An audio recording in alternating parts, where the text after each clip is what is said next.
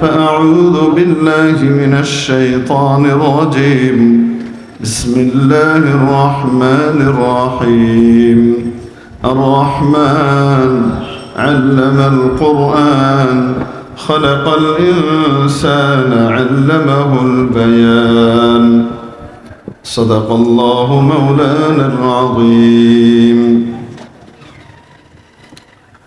ঐতিহ্যবাহী জামিয়া সুবহানিয়া মাদ্রাসা নয়নপুর মাওনা শ্রীপুর গাজীপুরের উদ্যোগে আয়োজিত আজকের এই ঐতিহাসিক মাহফিলের সম্মানিত সভাপতি মহোদয়, জাতির বিবেক, ওয়াজিবুল ইহতিরাম হাদারাত উলামা ইকরাম, আজিজ তলাবা, ধর্মপ্রাণ ধর্মভীরু সর্বস্তরের তৌহিদি জনতা, পর্দার আড়ালের পরম শ্রদ্ধেয়া মা ও বোনেরা,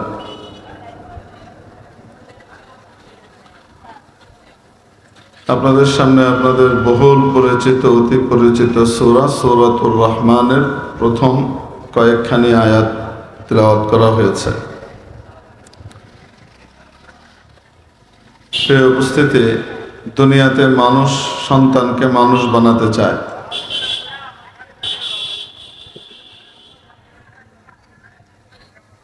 দেখতে সকলেই একই রকম মানুষ হলেও তার কোয়ালিটি এবং আচার ব্যবহারের দিক থেকে মানুষকে দুই ভাগে ভাগ করা হয়।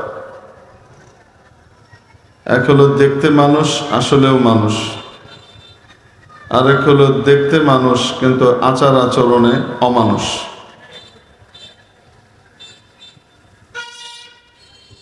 উপরের মানুষ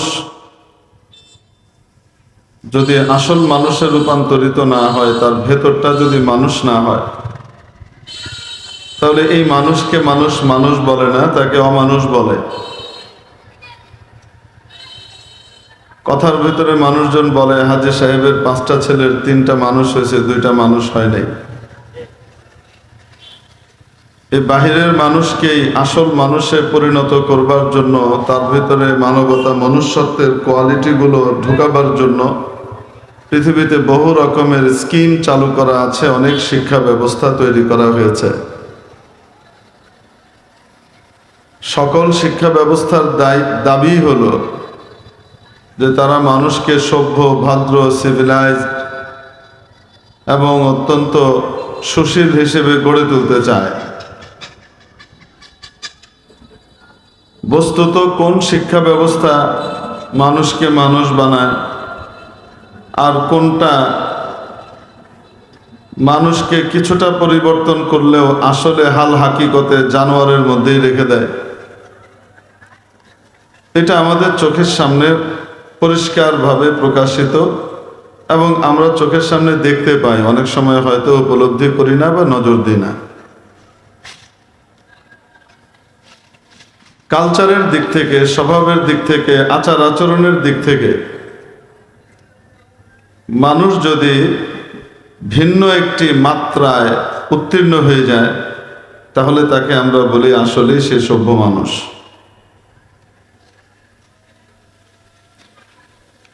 জানোয়ারও খাওয়া দাওয়া করে, মানুষও খাওয়া দাওয়া করে। জানোয়ারও মলমূত্র ত্যাগ করে, মানুষও সেই একই কাজ করে প্রাকৃতিক নিয়মে। হাইওয়ান জানোয়ারের কালচার আর মানুষের কালচার দুটো যদি একই রকম হয়ে যায়, তো তাহলে এই মানুষ দেখতে মানুষ হলেও আসলে জানোয়ার। আপনারা দেখেছেন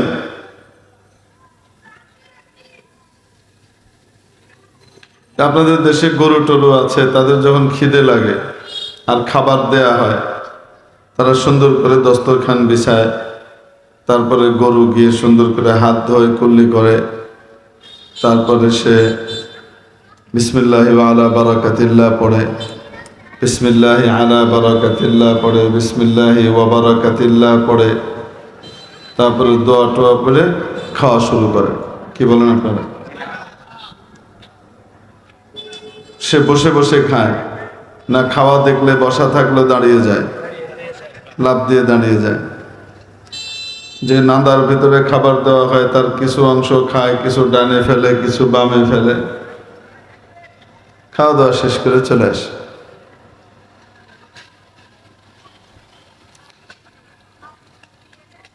মেরে মোহতারাম দোস্ত, দুনিয়াতে দেখবেন বড় বড় ডিগ্রিধারী মানুষ বিভিন্ন ইউনিভার্সিটি থেকে, পৃথিবীর খুব খ্যাতনামা ইউনিভার্সিটি থেকে, ওয়ার্ল্ড র্যাঙ্কিংয়ে যেগুলো শীর্ষে আছে ওইরকম ইউনিভার্সিটি থেকে পড়ালেখা করে বের হয়ে এসছে, বড় ডিগ্রি নিয়ে বের হয়ে এসছে, খাওয়া দাওয়ায় গরু ছাগলের মতোই করে। তাদের দস্তরখান বিছানোরও কোনো কিছু নাই, পরিষ্কার পরিচ্ছন্নভাবে কোনো খাবার পড়ে গেলে সেটাকে আবার তুলে খাওয়া, খাবার যেন নষ্ট না হয়, এগুলোরও কোনো কিছু নাই। দেখবেন এক এক দাওয়াতে গেলে দেখবেন খাচ্ছে জানোয়ারের মতো খাওয়া, 3 টুকরা গোশত খেতে পারে, 6 টুকরা নিছে, নিয়ে আদা খাইছে আর আদা নষ্ট করে ফালাই দিয়ে চলে এসে।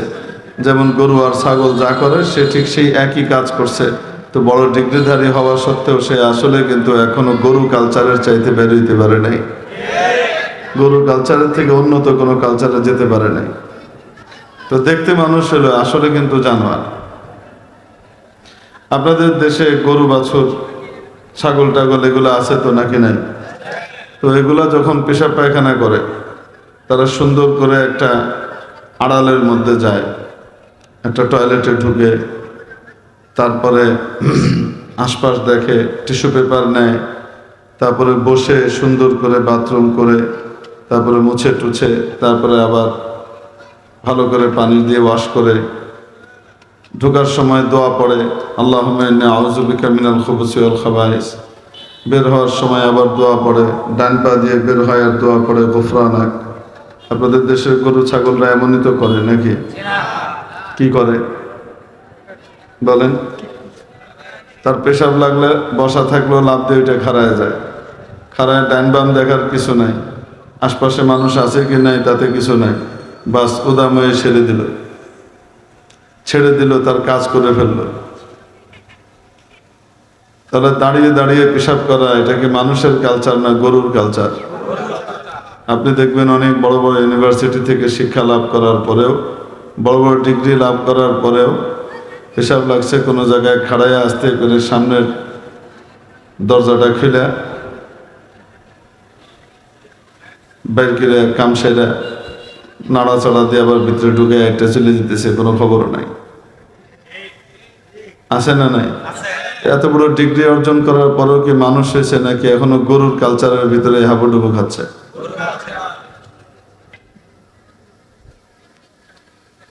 মেরে মুহতারাম দোস্ত, এরকম ভাবে যদি একটা একটা করে আমি আপনাদেরকে দেখাইতে থাকি তাহলে হাজারটা দেখাতে পারবো। বড় ডিগ্রি অর্জন করার পরেও, দুনিয়াবি অনেক বড় শিক্ষা অর্জন করার পরেও এখনো জানোয়ারের কালচার থেকে বেরোতে পারে নাই, অবচেতন ভাবে এখনো জানোয়ারই রয়ে গেছে। এখনো মানবতা মনুষ্যত্বের বিশেষ জায়গাতে আসতে পারে নাই, এখনো ভদ্রতা এবং সভ্যতার ওই স্তরে উন্নীত হতে পারে নাই যে স্তর মানুষকে অন্যান্য হাইওয়ান জানোয়ার থেকে পৃথক করে দেয়। দুনিয়ার হাইওয়ান জানোয়ারের উদ্দেশ্য কি? দুনিয়াতে খায় দায়, ঘুমায়, পান করে, লেদে চেনে একটা পর্যায়ে দুনিয়া থেকে বিদায় নিয়ে যায়।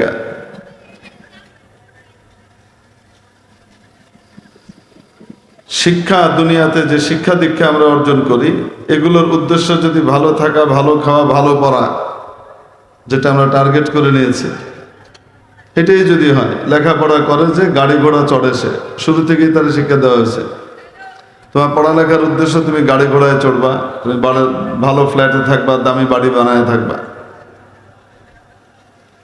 দেশ এবং সমাজের উন্নতির জন্য তোমাকে বিশাল কাজ করতে হবে।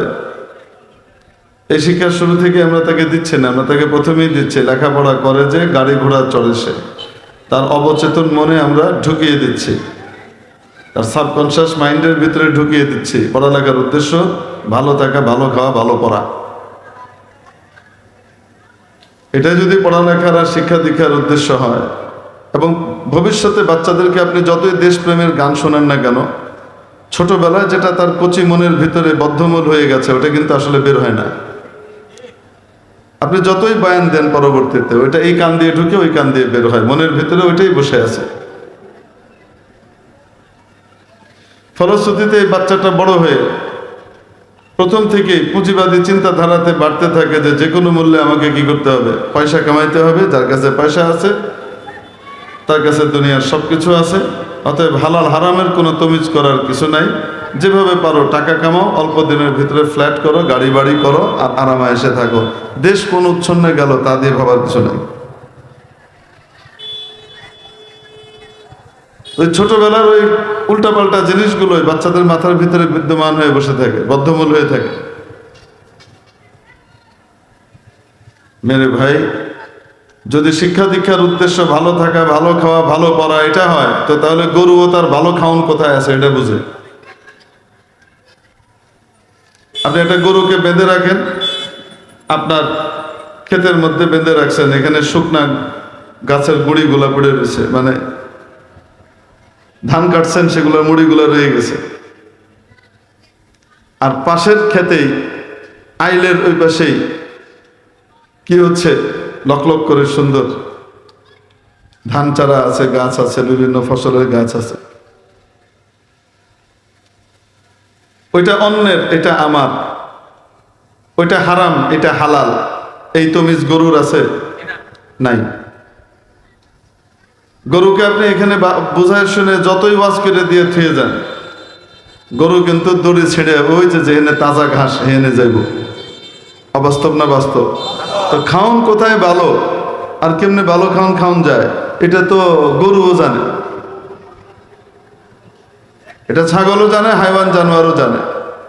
শিক্ষার উদ্দেশ্য যদি ভালো থাকা আর ভালো খাওয়া, ভালো পড়া হয়, এটাই যদি হয়, আল্লাহ মাফ করুক, তাহলে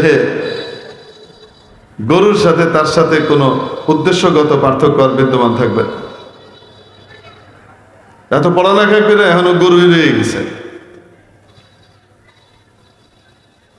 মেরে মুহতারাম দোস্ত, এজন্য মানুষকে যদি সত্যিকারের মানুষ বানাইতে হয়, যিনি মানুষকে বানিয়েছেন সেই আল্লাহ রব্বুল আলামিনের দেওয়া সিলেবাসকে ফলো করতে হবে, তাহলেই মানুষ সত্যিকারের মানুষ হবে। আর সে সিলেবাসের নাম হলো কোরআন। আল্লাহ পাক ইরশাদ করেছেন, আর রহমান, মহাদয়াবান, যার উপর অতিশয় দয়া করেন, আল্লামাল কোরআন, তাকে কোরআন শেখান। খালাকাল ইনসান, এবং কোরআন শেখানোর মাধ্যমে তাকে মানুষ বানান। আগে কোরআনের শিক্ষা, তারপরে মানুষ। দেখতে মানুষ, আসল মানুষে পরিণত হবে, বাহিরের মানুষ ভেতরের মানুষে পরিণত হবে যখন তার কাছে কোরআনই শিক্ষা থাকবে, কোরআনের গুণাবলী থাকবে। না হলে একটা থাকলে আরেকটা থাকবে না। বান্দার হক রক্ষা করলেও দেখা যাবে আল্লাহর হক সে রক্ষা করতেছে না, অথবা আল্লাহর হক রক্ষা করতেছে কিন্তু আসলে মানুষের হক, যেটা বান্দার হক, সে রক্ষা করতেছে না। আর কোরআন শেখায় আল্লাহর হক, বান্দার হক, উভয়ের হক তোমাকে রক্ষা করতে হবে। শুধু আল্লাহর আর বান্দার নয়, বরং পশু পাখির হকও তোমাকে রক্ষা করতে হবে। কোরআন শুধু মানবাধিকার শেখায় না, কোরআন তো মানুষকে পশু অধিকারও শেখায়। আপনি দেখেন সনাতন ধর্মাবলম্বীদের বিভিন্ন আচার আচরণ আছে, ধর্মীয় আচরণ। আগুন জ্বালিয়ে রেখেছে, সেই আগুনের ভিতরে জ্যান্ত একটা ছাগলকে ভিতরে ঢুকাই দিচ্ছে। ছাগল কোনো মতে পোড়া থেকে চিৎকার করতে করতে বেরোয় আসতেছে, আবার বাঁশ দিয়ে ঠেলে ঢুকিয়ে দিচ্ছে। এই প্রকারের প্রাণী হত্যা বিভিন্ন ধর্মের ভিতরে আছে না নাই?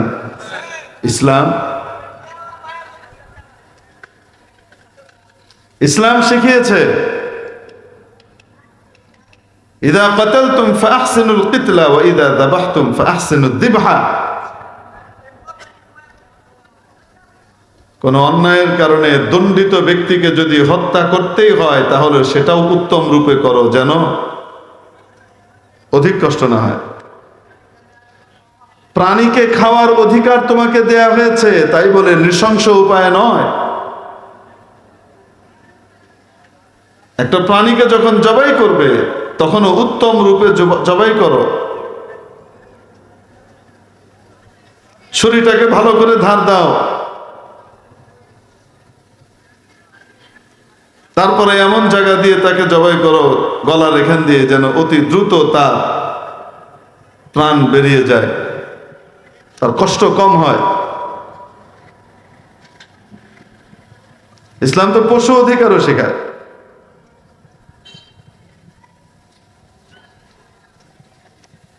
আল্লাহু আকবার। জ্যান্ত মুরগিকে এভাবে ধরে গরম পানির ভিতরে চুবাই দেয়, চামড়া টামড়া খসে চলে আসে। এগুলা আমাদের অন্যান্য ধর্মাবলম্বীদের ভিতরে আছে না নাই? ইসলাম হারাম করার দিয়েছে, এগুলো হারাম। ইসলাম মানুষকে মানুষ বানানো শেখায়, মানুষকে সত্যিকারের মানুষ বানায়, গরু গাধার কালচার থেকে তাকে ভিন্ন করে ফেলে। ইসলাম শেখায় তোমার শৌচকর্ম সম্পাদন করতে হলেও কিছু রীতিনীতি আছে, সবার সামনে উদাম হয়ে বয়ে যেও না। কানা রাসূলুল্লাহ সাল্লাল্লাহু আলাইহি ওয়াসাল্লাম ইযা যাহাবা আল মাযহাব আবআদ। নবীজি যখন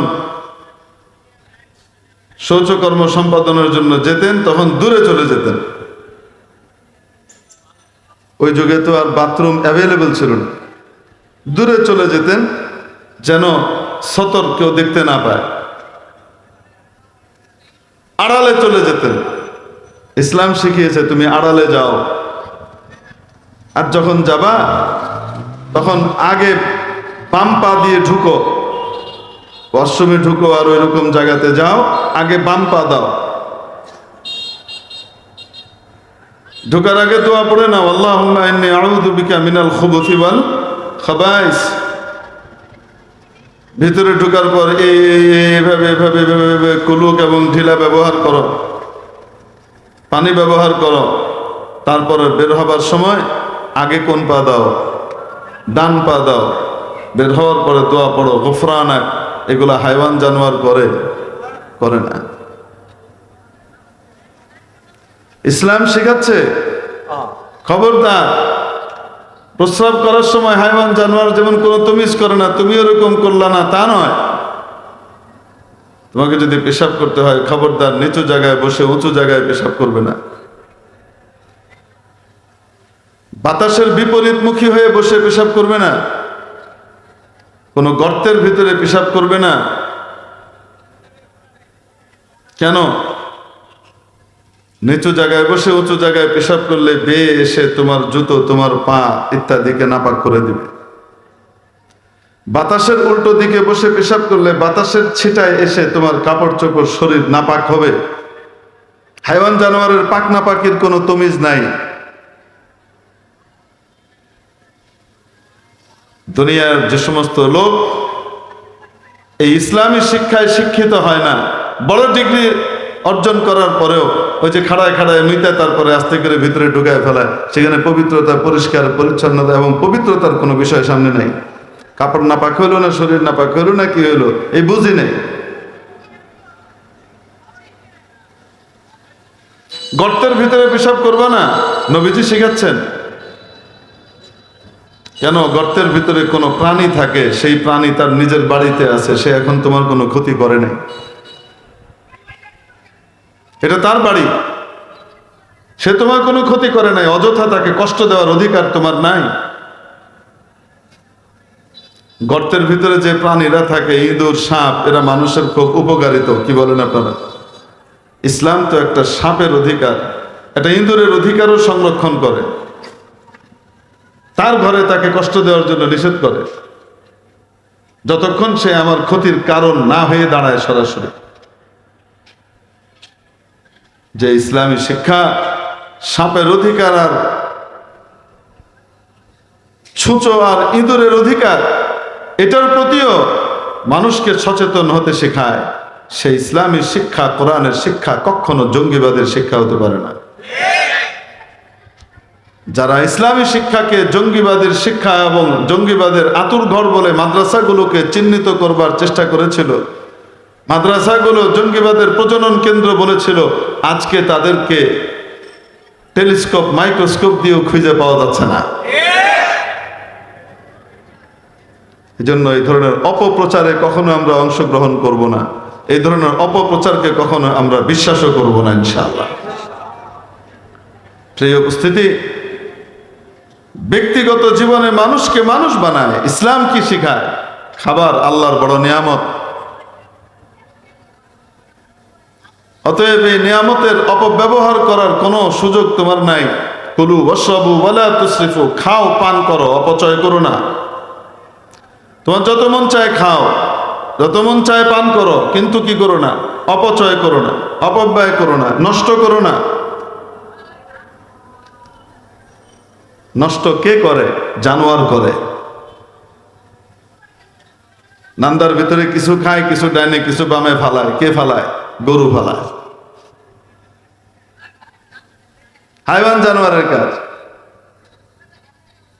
মানুষ তো সুন্দরভাবে যত্নের সাথে খাবে। ইসলাম তাকে শিখিয়েছে, কোরআন তাকে শিখিয়েছে, আগে হাত ধো, 2 হাত ধো, দস্তরখান বিছাও, পরিচ্ছন্ন পরিষ্কার দস্তরখান, তারপরে খাবার খাওয়া শুরু করো। খাওয়ার সময় যেই আল্লাহ খাবার দিয়েছেন, আগে তার প্রতি কৃতজ্ঞতা জ্ঞাপন করো। বিসমিল্লাহি আলা বারাকাতিল্লাহ।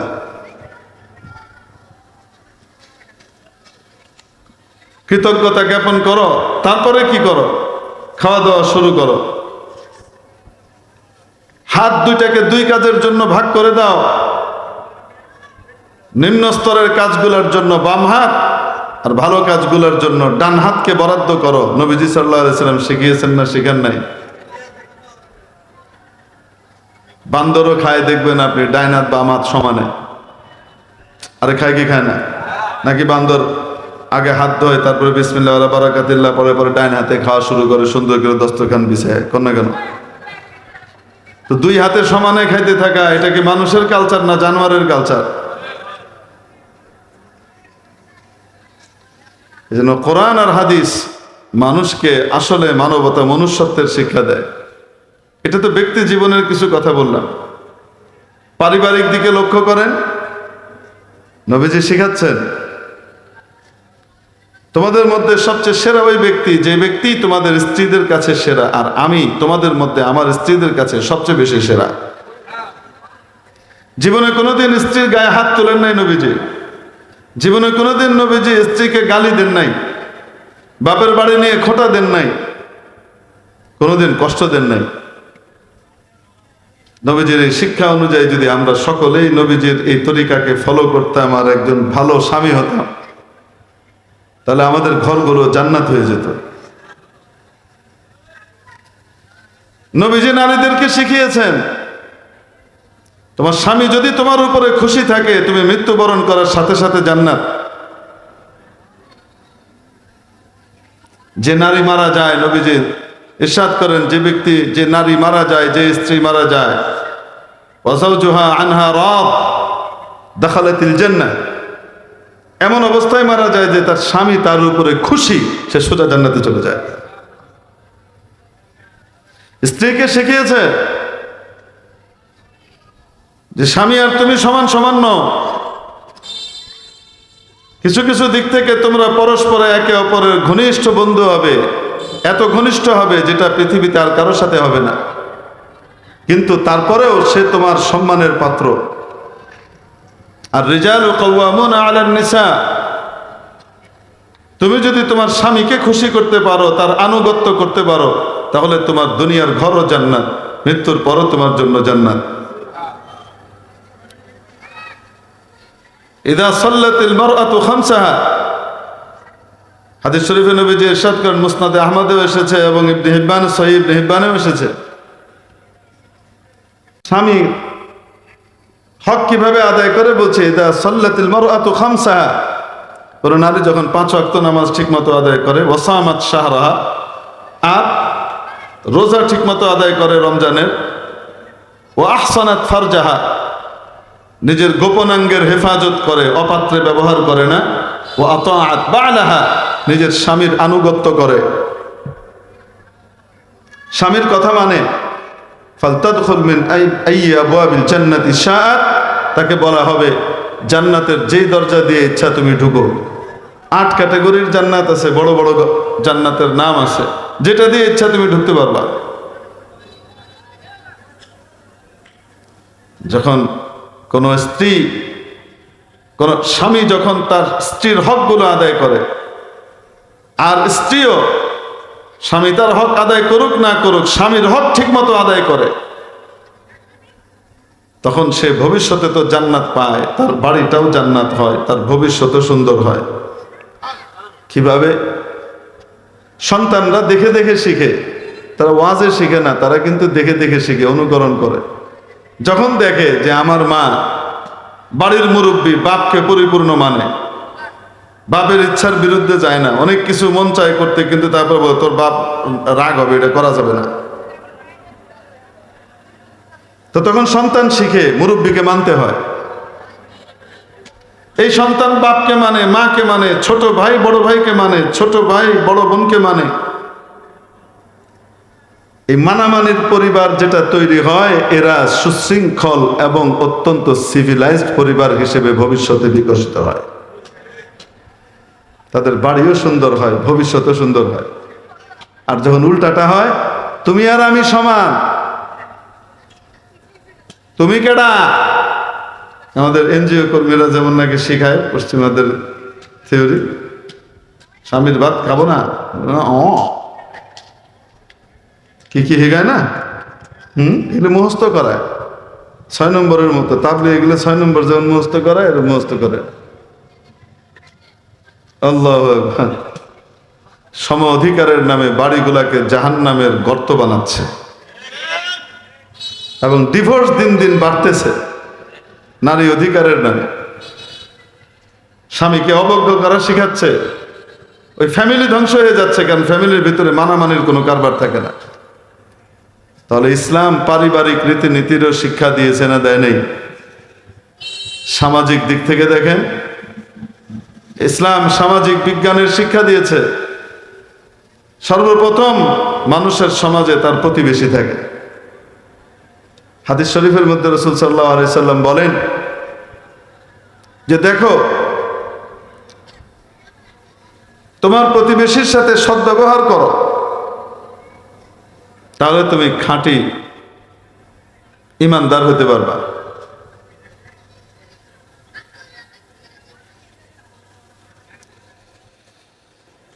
এই আল্লাহ, ওয়া আহসিন ইলা জারিক, নবীজি বলেন তোমার প্রতিবেশীর সাথে সদ্ব্যবহার করো।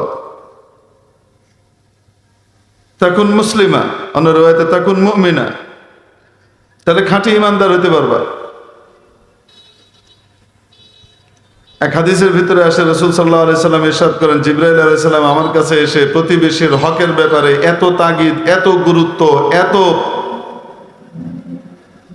বেশি এটার উপরে গুরুত্ব আরোপ করেছেন যে আমার কাছে মাঝে মাঝে মনে হতো না জানি প্রতিবেশীকে উত্তরাধিকার সূত্রের ভিতরে হক দিয়ে দেওয়া হয়, মিরাসের হক না দিয়ে দেওয়া হয়। আমার কাছে এটা মনে হতো। নবীজি শিখিয়েছেন, ইদাস্তাকরাজাকা আকরাজতা, প্রতিবেশী তোমার কাছে ঋণ চাইলে সাধ্য থাকলে ঋণ দাও। তুমি জানো ঋণ শোধ করতে পারবে না, কিন্তু আল্লাহ তোমাকে সাধ্য দিয়েছে, ঋণ দাও। প্রতিবেশীর হক। ইদা আসাবাহু খায়রুন হান্নাতা, তার কাছে যদি কোনো সুসংবাদ আসে তুমি আগে গিয়ে মোবারকবাদ দাও। মেয়ের বিয়ে ঠিক হয়েছে, তুমি এখনো জানো না, সে তোমাকে আনুষ্ঠানিকভাবে জানায়নি, আনুষ্ঠানিকভাবে আমাকে কার্ড দিবে, তারপর আমি ফর্মালিটিস পুরো করব, তার আগে আমি যাব না, এরকম নয়। বরং তুমি গিয়ে মোবারকবাদ দাও, শুনেছি যে ভাতিজির বিয়ে ঠিক হয়েছে, আল্লাহ পাক বরকত দান করে, মেহমান টেহমান আসবে, আমাদেরকে বললেন, আমরা আছি ইনশাআল্লাহ খেদমতের জন্য, আপনার বাসা আমার বাসাও ফ্রি, মেহমান আসলে আমার এখানে ব্যবস্থা আছে, আপনি ফিকির করেন, কোনো চিন্তা করেন না। আর আমরা তো এটাই করি, কি বলেন, ও তুমি সব জায়গায় কার্ড দিয়ে বেড়াও, আমারও দেও না, তোর মাইয়ার বিয়া কেমন আমি দেখে দেন। উড়া ফোন মারে, মেয়েটাকে যে বিয়ে করছেন ভাই আপনার হিতাকাঙ্ক্ষী, আপনি একটু খবর নিয়ে দেখেন। আমি কিছু বলবো না, আপনি একটু খবর নিয়ে দেখেন। একটা ভালো মেয়ে বিষ একটা ঢুকাই দিল। এই কাম করে কি করে না? আমাদের সমাজে নাই মনে হয় এরকম আছে। কিসের মুসলমান? সামাজিক বিজ্ঞানের শিক্ষা নবীজি যা দিচ্ছেন আমাকে এনে দেখান পৃথিবীর আর কোন সামাজিক বিজ্ঞানে এই শিক্ষা আছে? এত জামে, এত পরিপূর্ণ শিক্ষা আর কোথাও আছে কিনা দেখাই দিয়ে। তারপর নবীজি বলতেছেন ওয়াইন আসাবাহু শাররুন আযাইতা, তার কোনো দুঃসংবাদ আসলে, ক্ষতি হলে তুমি তাড়াতাড়ি গিয়ে তাকে সমবেদনা জানাও।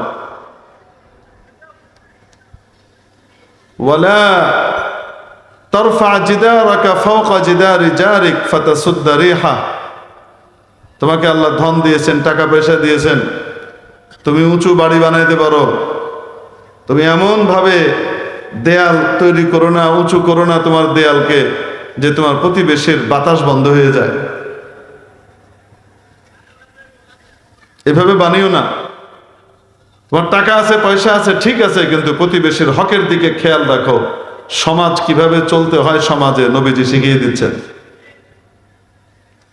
ওয়ালা তুদি জারাকা বিরিহি কিদরিক, তোমার বাড়িতে ভালো খাবার দাবার রান্না হয়েছে, এই সুঘ্রাণ দিয়ে তোমার প্রতিবেশীকে কষ্ট দিও না। তোমার প্রতিবেশীর যদি তৌফিক না থাকে, খাবার তৌফিক না থাকে, তুমি খুব ভালো খাবার খাচ্ছ, ওই ঘ্রাণ, পাতিলের ঘ্রাণ তার নাকে যাচ্ছে, তার আফসোস হচ্ছে ইস খাইতে পারি না। তাহলে ইসলাম কি বলে? ভালো খাবার খাবা না? অবশ্যই খাবা, আল্লাহ তৌফিক দিলে প্রতিবেশীকে দিয়ে খাও। অল্প হইলেও প্রতিবেশীর বাড়িতে পাঠাও। কত তো নাই যে এত পাঠাবো।